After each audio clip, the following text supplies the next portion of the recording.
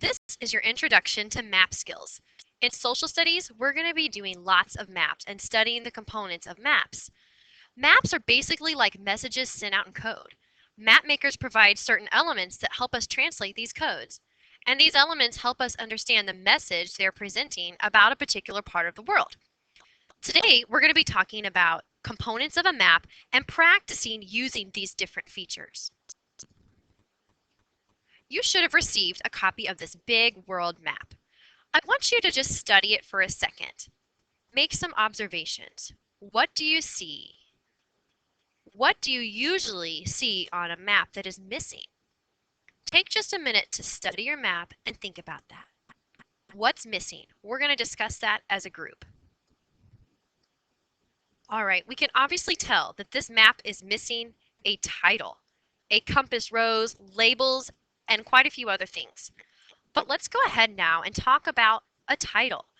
Why do maps need a title and why are they important? I want you to turn in your textbook to page H18, and that's in the front of your book. When you get there, you're going to find a number 1, and it says the word title next to it. I want you to read what a title of a map shows you now. All right, now that we understand that a map's title shows what the subject of a map is, that's important. It's very important that you name a map correctly. So why is a map title important? Take a look at this example. You can also find this on page 14 and 15 in your social studies book. What you see in front of you are several different maps of the state of California. We see a California physical map, a California climate map, a population map, and a road map. But what if the map maker had just decided to name each of these maps California map, California map, California map, California map? That wouldn't be very specific. It tells me the name of the place, but I don't know what the map is showing. So it's really important when you get ready to give your map a title that you not only name the place, but you also tell what the map is showing. And to know what the map is showing, you have to look at the legend. This physical map is showing the elevation, so how flat or tall the land is. Clearly, this map is showing the climate, so it's color-coded to show climate. This legend is showing the population, how many people are in certain parts of California. And this one is showing the roads. It makes so much more sense when you use the legend to help you name your map and give it a title. I want you to look back at your world map now. I want you to brainstorm a title for the map based on what you see. What you see at the bottom of our map, as we've talked about, is a timeline. So I want you to pause for a second and think, what would you title this map? Remember, it needs to show the name of the place and what the map is going to teach me. All right, now you've had a chance to think about it on your own. Let's see. The map is showing me ancient civilizations. I can tell by looking down here in the timeline that these are all the civilizations we're going to be studying about this year. So I have the first part of my title, Ancient Civilizations. That's what it shows. But what else is it going to teach me? I learn about their locations, where they're going to be on the map, and it also shows me this timeline. It shows me when these civilizations existed, how long they ruled for in the span of time.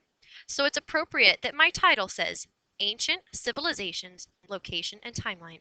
Write this at the top of your map now. Make sure you are writing with a pencil and pay careful attention to capitalization and spelling. All right, another thing we mentioned that is missing from our map is the compass rose. I want you to turn in your textbook to page H19, and I want you to read number 2. Read about what a compass rose is to yourself now. Okay, we now know that a compass rose has arrows that point to all 4 principal directions. We have north and south, east and west. And when you are labeling a compass rose, here's a handy tip.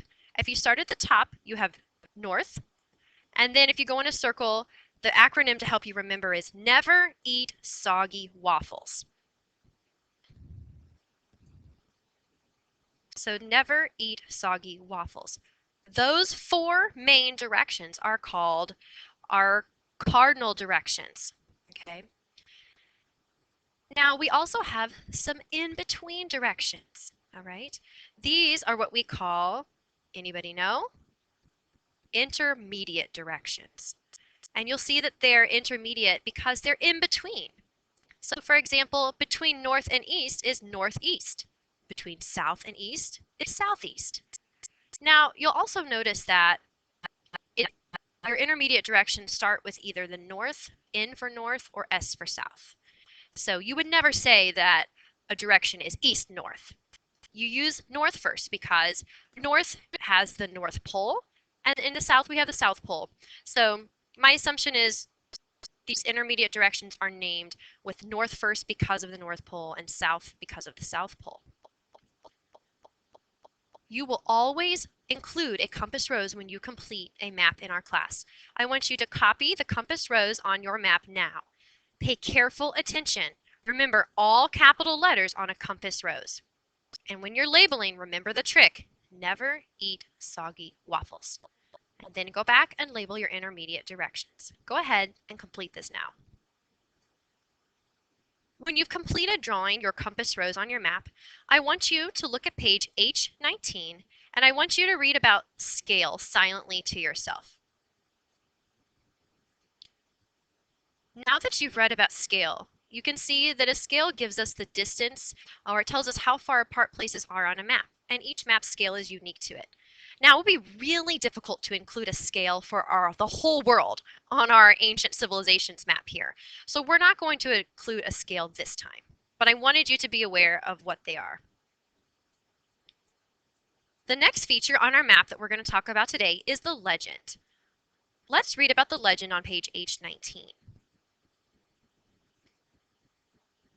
All right, we can tell that the legend, or the key, explains what the symbols on the map represent. So if you take a look at the bottom of our map, we see that we have different civilizations along this timeline. How can we differentiate where these civilizations are on our map? Think about color. How could we use color on the timeline to make it a legend for our map?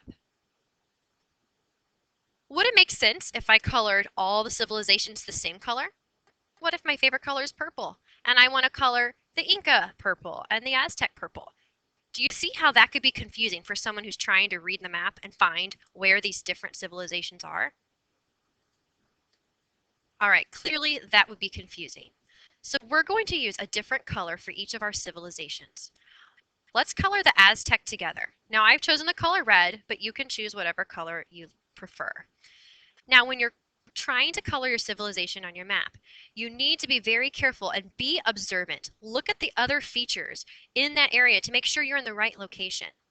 All right, look at some of the unique shapes. Like for example, to color the Aztec, I can see how this little peninsula sticks out into the ocean a little bit, and I can see that it's below this peninsula. So use the features around that area to help you color more accurately. Go ahead and color in the Aztec down in your legend and color it on the map now.